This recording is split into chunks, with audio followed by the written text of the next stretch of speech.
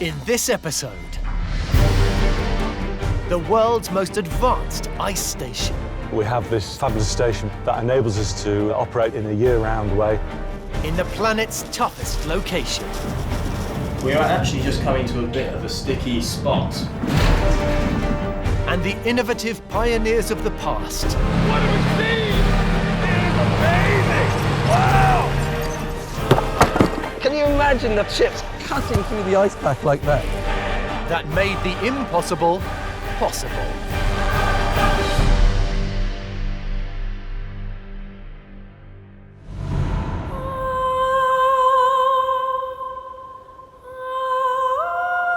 Antarctica.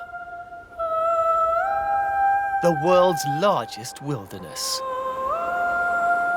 Surrounded by the Southern Ocean, covering 5 million square miles, its massive ice makes up more than half of the planet's fresh water.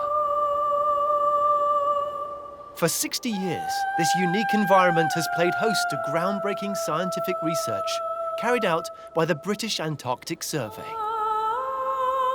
But as engineer Chris Martin knows, this is no ordinary workplace.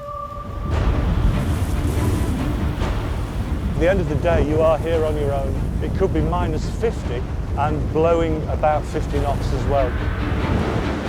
Station leader Jessica Walkup is all too aware these brutal conditions can take their toll. We do have to restrict the amount of work people can do outside. Some days to the point where people are not allowed outside at all. Winter storms are some of the most extreme on the planet. You can have a few days of high winds, and the next thing you know, you've got a 5-metre hill of fresh snow. Any station would quickly be buried beneath that. And the floating ice shelf beneath them is anything but stable. It's constantly moving at a speed of up to 2 meters per day. You could have breakages of the ice shelf, meaning that you could be marooned on an iceberg. The area's first survey station, Halley I, was built in 1956. That and 4 subsequent bases have all succumbed to Antarctica's remorseless conditions. After a few seasons, the weight of snow and ice on top of them actually crushed them and made them unusable. Only a remarkable piece of engineering will remain standing. And the solution is Halley VI. Conceived by Hugh Broughton architects, it may look like the space stations of science fiction, but this is in fact the world's most cutting-edge ice station. If you're off-site and as you are riding back by Skidoo to the modules, they suddenly appear on the horizon and you think, wow, I live there.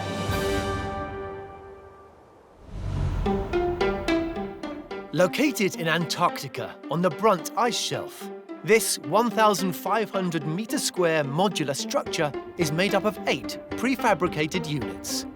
2-bedroom pods sleep up to 52. The social module contains a kitchen, dining room, and fully equipped gym. To protect its occupants, snowdrifts are neutralised by expandable hydraulic legs, whilst 4-metre-long skis allow the 100-ton structures to be towed across the ice, making it Antarctica's first relocatable research facility.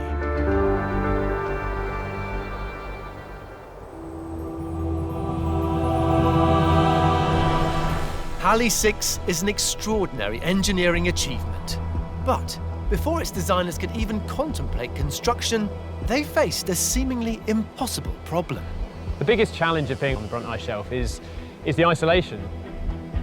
You have to be able to ship down every nut and bolt down to the very last thing that will be needed, because it's just not possible to pick up another screw or something. Everything must arrive by sea, a 2-week voyage from Cape Town. The 3,000 nautical miles of ice fields pose a unique challenge for Captain John Harper. Antarctica is a difficult place to get to. We have to keep a very close eye on what the ice is doing, because it will close the door on you. Conventional ships would get damaged very easily in the ice. They're not designed to hit anything apart from water, so they would very easily become damaged and would not last for very long. So, how do you complete a journey across a seemingly impenetrable sea? This would not have been possible without one of history's brilliant innovators.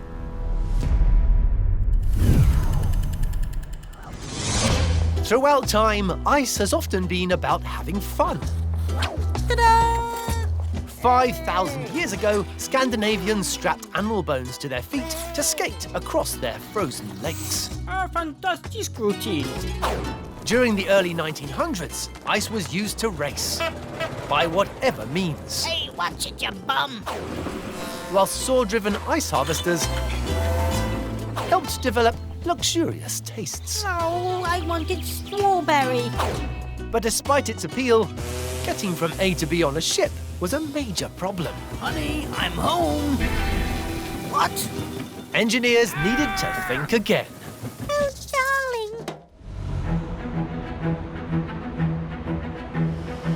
darling. Dr. Reese Morgan is riding the waves in Hamburg, Germany, discovering how a groundbreaking innovation opened up frozen waters to shipping. We're bumping along on the River Elbe in the port of Hamburg, and it's really choppy and wet.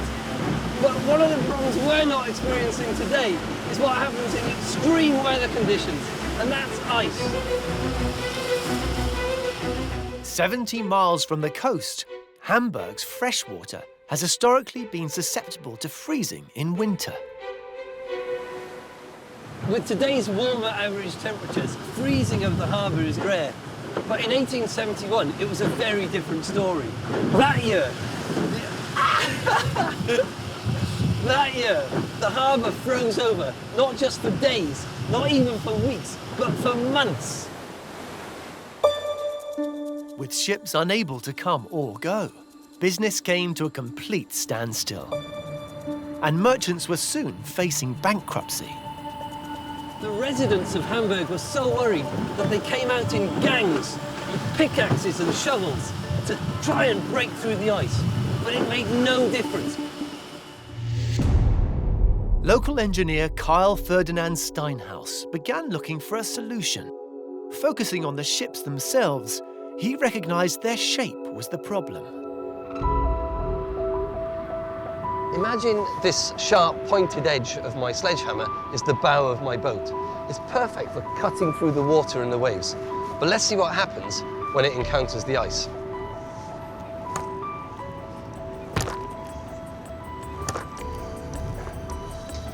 Even though the sledgehammer hit the impact spot, it didn't cleave its way through the ice. And you can imagine, in a frozen river or an ice pack, this could be miles and miles long. Steinhaus realized that if you approach the ice from another angle, it's a different story.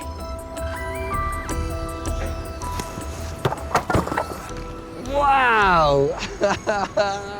That was amazing! Instead of the force acting horizontally, trying to cut through, it's now acting vertically and through the thinnest cross-section. And coming from above makes a big difference. Following on from a Russian design, Steinhaus set out to create a ship that could crash down on the ice. Reese is visiting Hamburg's preeminent hydrodynamic test center to investigate his outstanding maritime achievement. This is one of the models used here at the facility to test ice-breaking designs. And the bow does make use of the feature that Steinhaus came up with. A traditional ship's hull would have a sharp, pointed bow. What Steinhaus did was make a smoother, spoon-shaped bow. The wider, shallow bow allowed a ship to slide up the edge of the ice before gravity forced it down on top. The ship's weight producing a huge shearing force, reducing the ice's resistance. Seeing this trailblazing design in action involves an engineering marvel in itself. To test icebreakers, you need an ice tank, and this is an ice tank. an air temperature of -20 degrees C freezes the surface of the 70-metre-long tank. The scaled model featuring Steinhaus's spoon-shaped bow is then towed at around 3 knots, simulating the speed of an icebreaker in the ocean. The model's filled with instrumentation so they can see exactly what's happening, how the whole design is breaking up the ice. Scaled up, the ice it is cutting through would be the equivalent of 1 metre thick. In 1871, Steinhaus launched Icebreaker 1. Its spoon-shaped bow design has helped pave the way for many pioneering vessels that can now reach the planet's most inaccessible locations.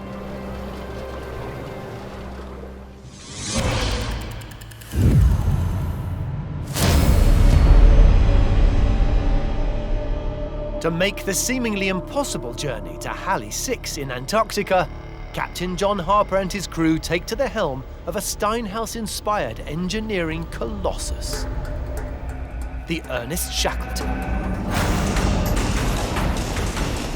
The Ernest Shackleton is specially constructed to be able to withstand big bits of ice, big bergs.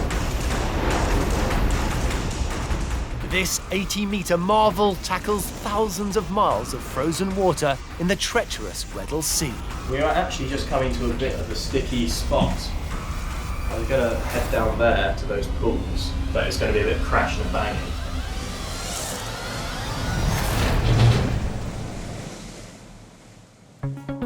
As the rounded bow of this 4,000-ton ship undulates over the ice, to avoid any ripping, its polar-grade steel hull is built streamlined, without stabilizer fins.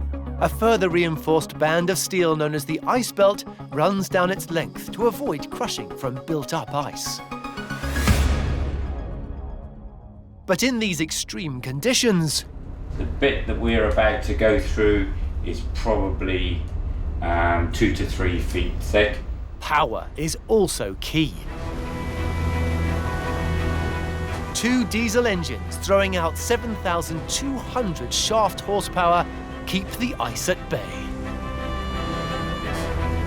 But the secret is to actually just keep the ship moving, and that's why you're continually looking for the right way to go. As the Ernest Shackleton approaches Antarctica, it faces another seemingly impossible problem. In this wilderness of ice, there is no harbour. So how do you moor up? Its solution is to carve its very own customised dock out of the irregular edge of the ice mass, its thrusters turning the bow into a precision sculpting tool. However, reaching Antarctica is just the beginning. To create their incredible research station, Halley VI's team will need to draw on the inspirational pioneers of the past. Oh, those fibres, they're so cool. To create more impossible engineering. Halley VI is the most advanced research station ever built in the polar regions.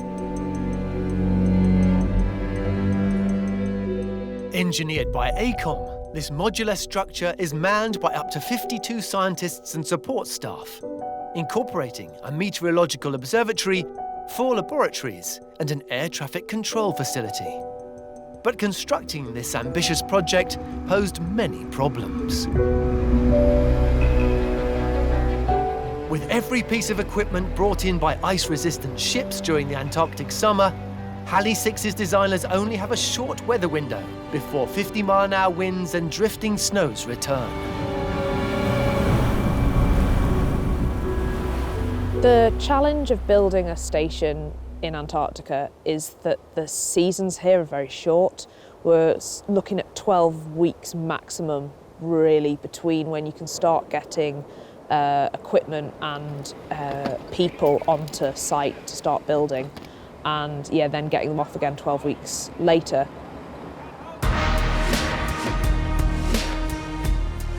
And with 8 modules to complete, including a 480 square metre central pod, British Antarctic Survey engineer Chris Martin is well aware that moving Halley VI's materials from the ships to their site is also a massive issue.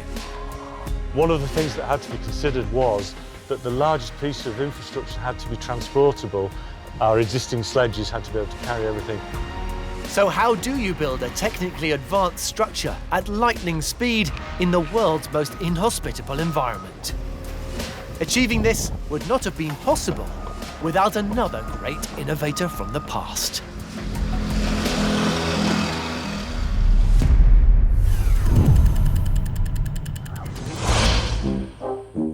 When it comes to building, man has often been in a hurry. Me finished. Nomadic Mongolians erected their yurts in an instant using concertina wood. They were so speedy to put up. Hello, can I borrow some sugar? Even Genghis Khan was a fan. Invading England, William the Conqueror relied on building lots of castles fast. Legend has it, he even brought them ready-made on his ships. Steady, steady. But it wouldn't be until the 20th century that man mastered building at breakneck speed. Oh, Harold. Dr. Rhys Morgan is taking an engineering picnic in Letchworth, north of London. My hands are freezing! The unlikely location of a technique that revolutionised domestic construction. It might look like a sleepy English town with its well-kept gardens and neatly trimmed hedges, but actually, this place was a radical experiment. In 1905, a competition was launched to build a house for just £150. The hope was to build new cheap cottages for low-paid agricultural workers forced into the city by inflated prices. One of the major costs of building houses is time.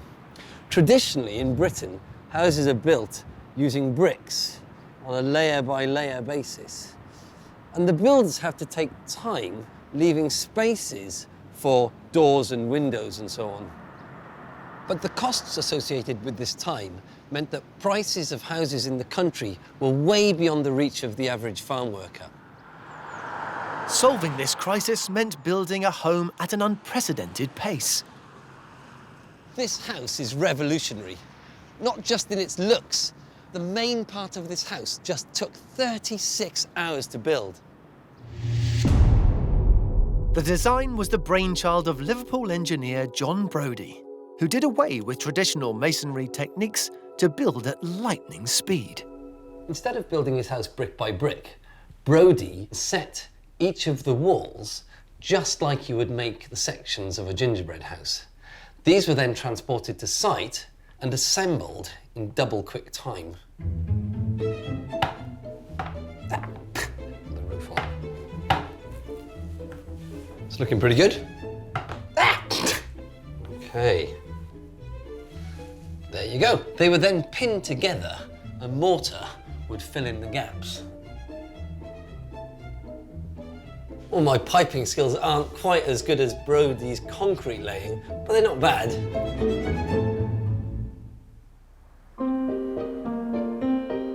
The secret of Brodie's success was his inspired use of steel-reinforced concrete. Cheap to fabricate and quick to install, its strength allowed him to pre-manufacture panels spanning large distances.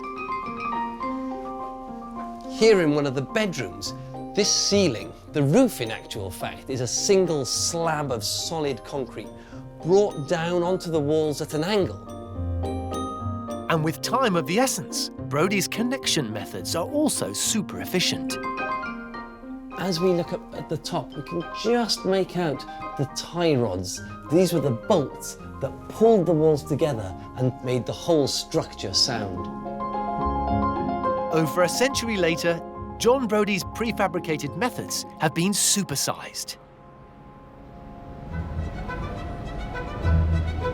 To find out how, Rhys is in Munich, southern Germany.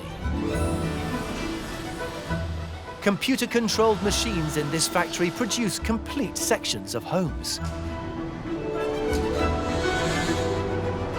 These are bespoke houses that are being built every 2 days. In this mind-blowingly slick process, even the plumbing is fitted out, allowing bathrooms to be installed on site in a matter of hours.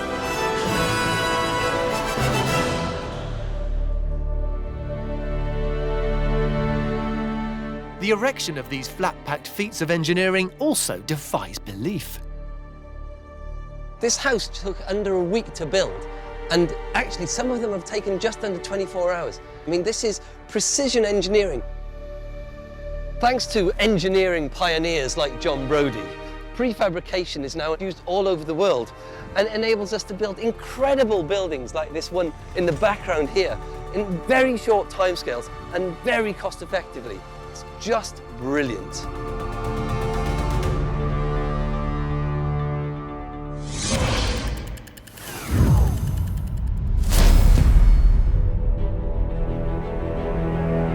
To build Halley VI, engineers have to draw on Brodie's genius prefabricated methods.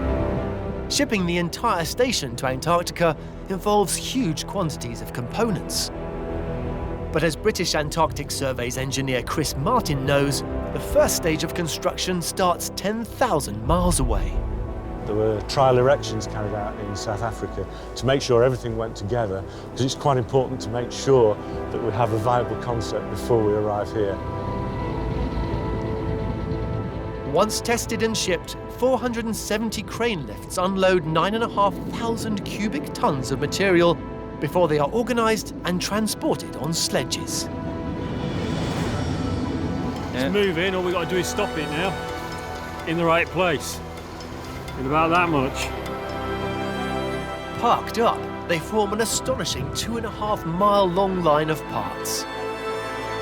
With just a 3-month weather window, speed of assembly is critical for the Galliford Try construction team. Structural advisor to BAS, Ben Rowe, is heading into the centre of their sectional build, a 175-metre square space frame. The steelwork that you see around you is a space frame, which is like the chassis in a car. It provides the strength for the support of the floors and the structure above. But importantly, it connects the 4 legs in this particular module together. As temporary supports are removed, it takes less than 1 hour to raise each frame up on its 4-metre legs. Then specific interiors can be installed. As you can see, there's the prefabricated bedrooms, plant room and WC. Next stage for this is to have the structural steelwork erected around it. As each superstructure is craned into place, very cold, very windy. I can hardly feel my fingers. pre-planned services are positioned. Definitely got the heavy end. Take it down, Mark. If he sits down, and take it down to about 1.5 and see how it sits over. And then a typical pod is ready for its critical outer skin.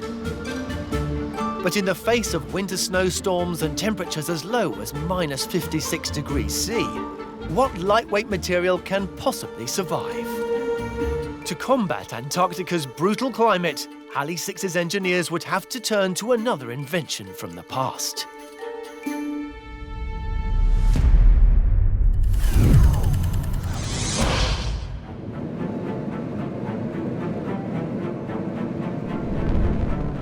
Physicist Andrew Steele is at Sheffield University's Glass Laboratory, tracking down one of history's breakthrough materials that came about quite by chance. Some of the most important and fundamental discoveries have been made completely by accident. But from penicillin to Teflon, they've nonetheless gone on to revolutionise the way that we live our lives. In 1932, there was just such a discovery. In Illinois, America, under the guidance of engineer Russell Gaines Slater, researcher Dale Kleist had been applying molten glass through a spray gun, testing its suitability as an adhesive. But he didn't quite get the results that he expected, and we're going to try and reproduce that experiment today. So this metal sheet represents the nozzles in Kleist's gun. That's the molten glass, and we're going to catch the results in this bucket of cold water. Oh.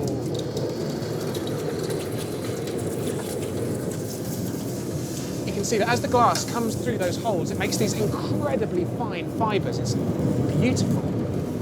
And once cooled in the cold water, the material is equally impressive. Here we go. You can see we've made some primitive glass fibres. This process was the first step on the road to the material that we know these days as fiberglass. Further development would produce fine single fibres possessing a surprising quality. You wouldn't think these things would be strong at all. And yet, even with this relatively small bundle of them, they're strong enough that even if I try quite hard, there's no chance of me breaking it. Now, that then evolved into something that looked a little bit more like this. This is kind of a material woven out of those glass fibres. And by the 40s, Games, Slater and Kleiss stiffened this weave with resin, creating fiberglass as we know it today. It's a material that's incredibly strong under tension, and that's what we're going to test today. So this is our test rig. These two huge jaws are going to pull at that fiberglass you've got stuck in the middle there, and they can apply up to 30 tons of force to start the test. You can see on here the graph of the force increasing as we go through the experiment.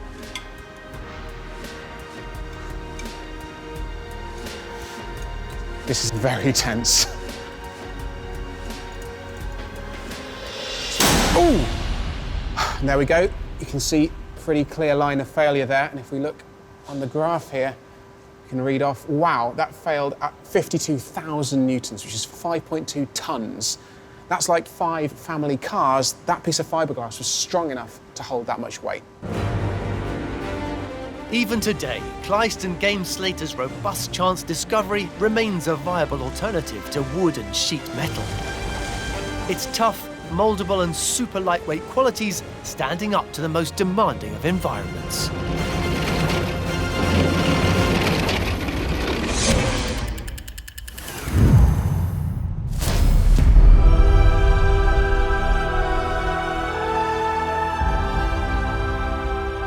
To tackle the world's most inhospitable climate, engineers take Games Slater and Kleiss's brilliant methods to a whole new level, to envelop Antarctica's Halley VI.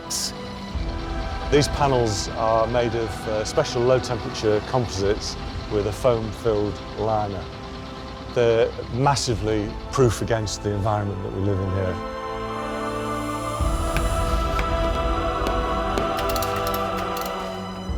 Cryogenically tested to minus 40 degrees C, the 200mm glass-reinforced plastic outer skin is also super strong, allowing a huge saving on weight. The glass-reinforced plastic keeps the construction very lightweight and therefore minimises the load onto the legs, which is obviously important on ice as your foundations. With the largest panel measuring 35 square metres. Last panel, on it goes, button up, hopefully everything will line up, but probably not. Cladding of the 8 modules is achieved in just 1 week.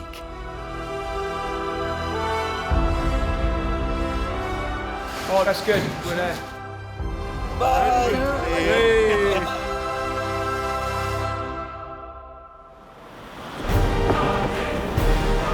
Creating a life-sustaining environment in Antarctica is a huge achievement.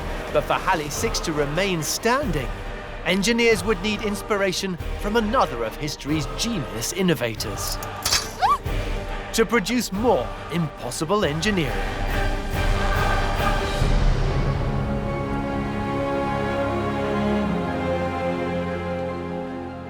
In 2012, engineers completed one of the world's most pioneering modular structures. Halley VI defies Antarctica's brutal climate, allowing scientists to carry out crucial research and survive in total isolation. We have this fabulous station that enables us to operate in a year-round way. The station can support life throughout an incredibly harsh winter, but is also providing a home. An entirely self-sufficient structure. 2 energy modules contain water and sewage treatment plants. A doctor's surgery includes facilities for operations and dentistry, and creature comforts are also provided for its occupants during their lengthy visits. most places of work are not also where you're living, socialising, eating. It's got to not only be a functional but also a really comfortable building. It's a very well insulated station. It has very good control systems in it which allow us to track temperatures, make sure that we're not overheating or underheating, and we can observe the whole station from a computer terminal inside.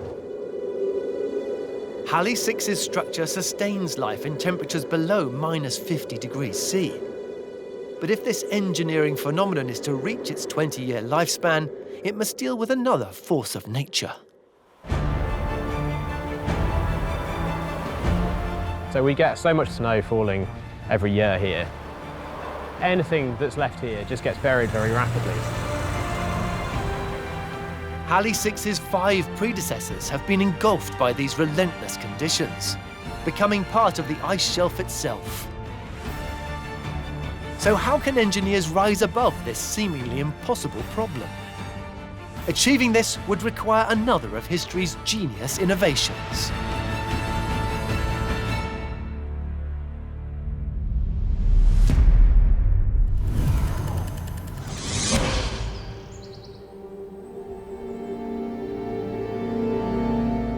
The resting place for a vital discovery lies deep in a South London cemetery.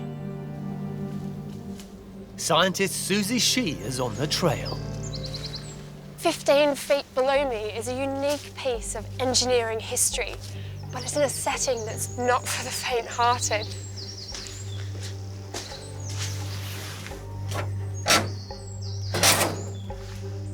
This place is amazing.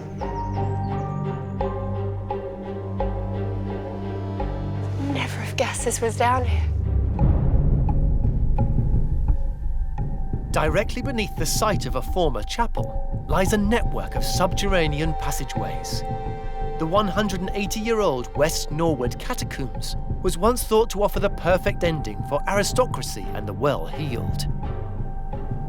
During the Victorian period, mourning the dead was a serious business. And instead of burying your loved ones in the ground, the preferred option, if you could afford it, was to bring them here. There are about 3,000 coffins here lining the walls, but getting each of these coffins into their paid-for and allocated space was no easy task. To contain potentially deadly bacteria produced by the deceased, the coffins had to be made completely airtight by a weighty inner layer. When it's lined with lead, it can weigh not over 200 kilograms. And getting something that heavy, around 15 feet underground, required a pretty clever piece of engineering. In 1795, inventor Joseph Bramah took the world by storm, patenting the hydraulic press. Turning his brilliant invention on its head would offer the perfect solution for lowering and raising Norwood Catacombs coffins to the chapel above. This is a catafalque lift, so the coffin would sit on here, and it would take about 45 seconds to be brought all the way down, and this catafalque needed to be lifted all the way back up again. And that's where Bramah's hydraulic press principle comes in.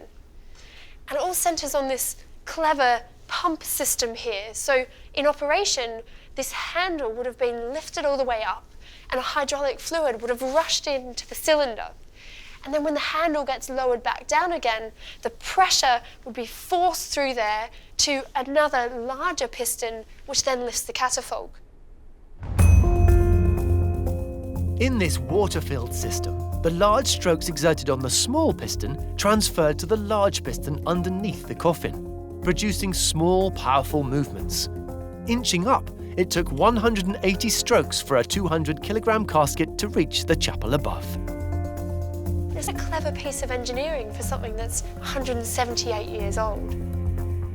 And to see just how powerful Bramah's technique is, Susie is returning above ground. So I can demonstrate the principle of a hydraulic press using this, which is like the one we had inside, but upside down. So all I have to do is exert a small force over this side over a large distance, and that's transferred via a constant pressure to this ram, which is going to exert a large force but over a small distance. And the force should be sufficient to break this brick. I hope I'm strong enough to break the brick. That would be embarrassing, wouldn't it? Wow, that was surprisingly easy. Took me just a couple of strokes of this to exert so much force that the brick is literally shattered. Bramah's hydraulic press was so successful that the same principle is used in almost every modern hydraulic system. It was a brilliant piece of engineering.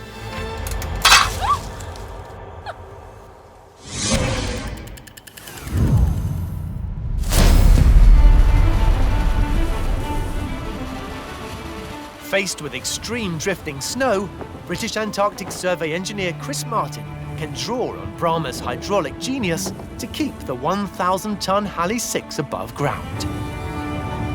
We have this fabulous station which is supported on 34 computer-controlled hydraulic legs.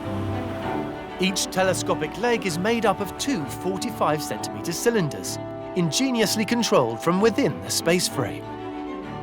We have this blue hydraulic ram, and that allows the two cylinders to move apart, and in doing so allows the building's legs to be raised.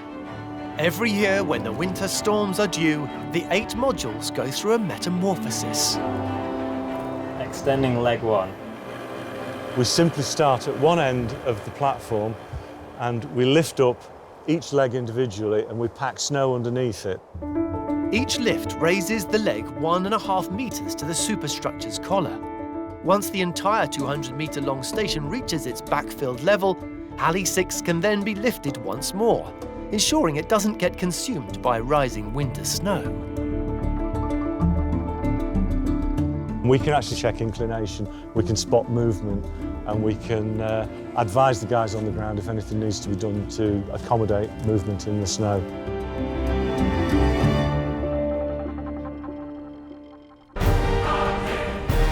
A creative solution has conquered another of Antarctica's meteorological challenges.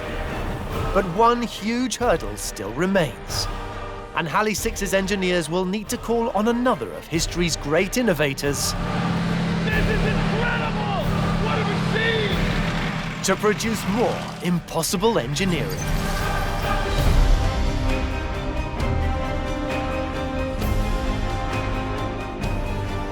Situated thousands of miles from civilization, Halley VI research station withstands the planet's most extreme conditions, allowing the British Antarctic Survey to carry out vital research. We've been collecting data in this area for over 60 years, so we need to be able to house the scientists in safety and comfort.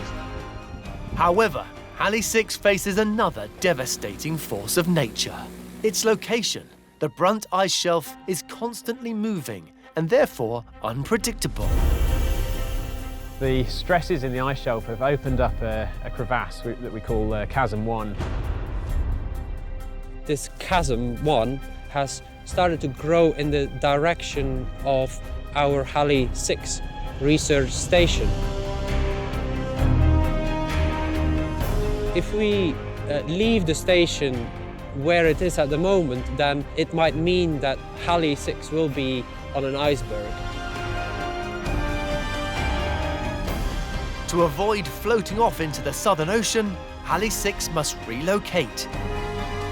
But how do you move a 1,000-ton, 200-meter-long engineering giant? Achieving this would have been impossible without another of history's innovations.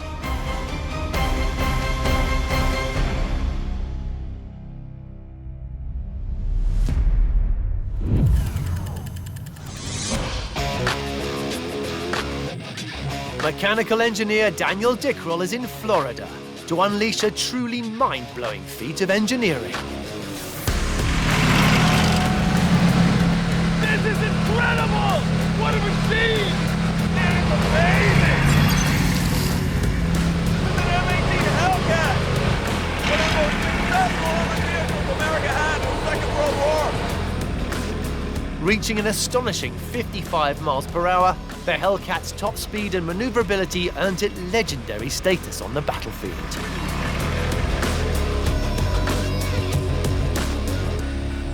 It's driven by a 16-liter gasoline-powered radial engine, putting out 450 horsepower.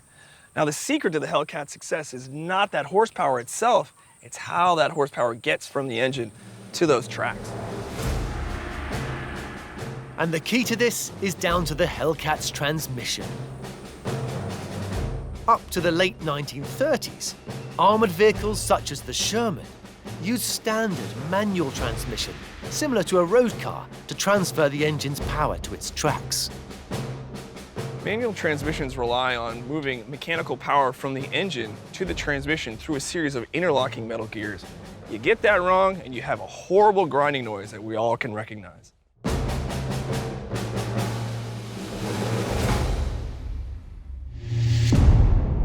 But in 1939, a team at General Motors, including young engineer Oliver Kelly, developed a more efficient solution for road cars.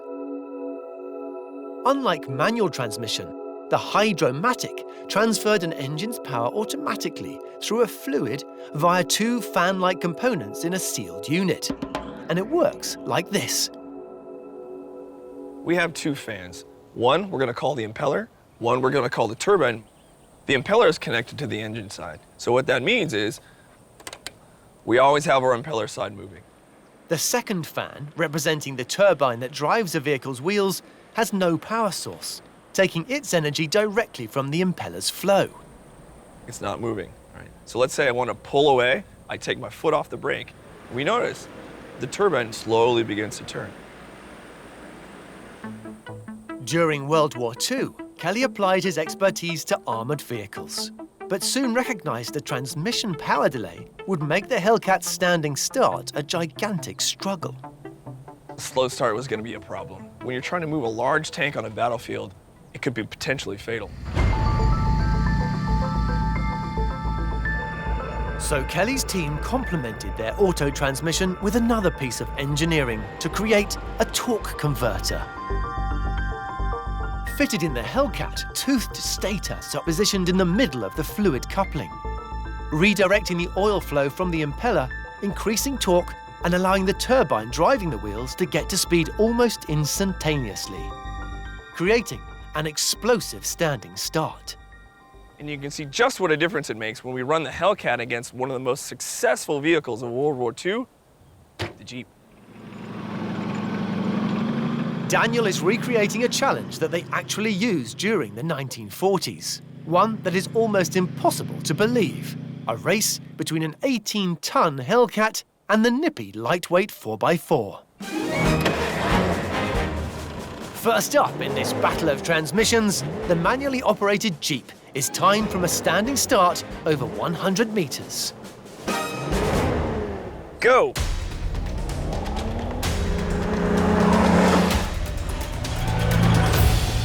Okay, 17 seconds, not too bad. But remember, he's got mechanical gear chains, a manual transmission, lots of things that could have gone wrong.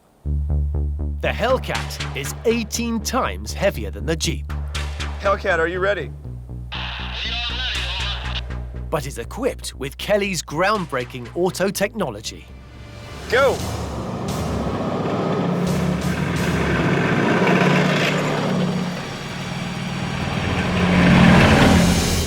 Wow, that was incredible. 15.9. The Hellcat actually is faster than a standing start.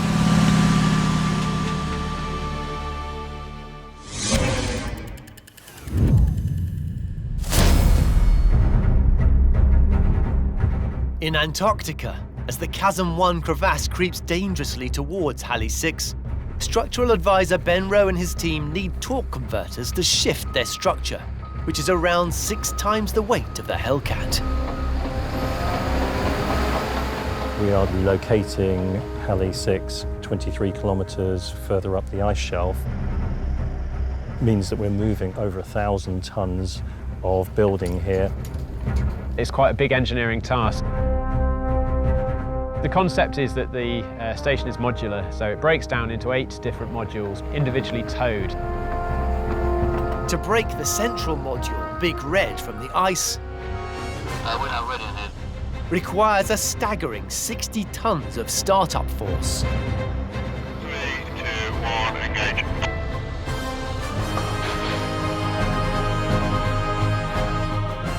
A fleet of bulldozers and tractors equipped with torque converters generating 1,000 horsepower take on this mammoth task.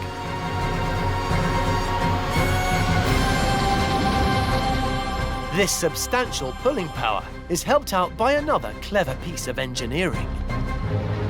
The skis are made from steelwork and about 4 metres by 1 metre wide, and the bottom of each ski has a plastic-like sheeting which actually helps with the slip resistance.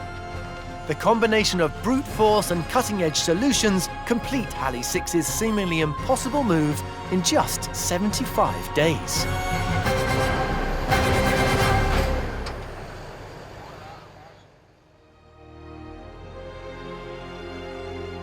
This inconceivable structural masterpiece was created in 4 years. Brilliant design and engineering continue to keep the world's most inhospitable conditions at bay.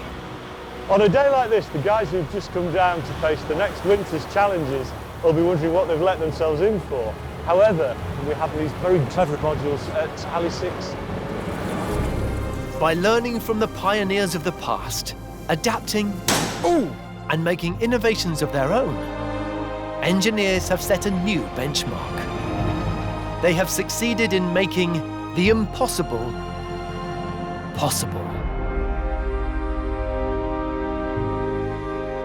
I think the Halley that we have now is incredibly impressive.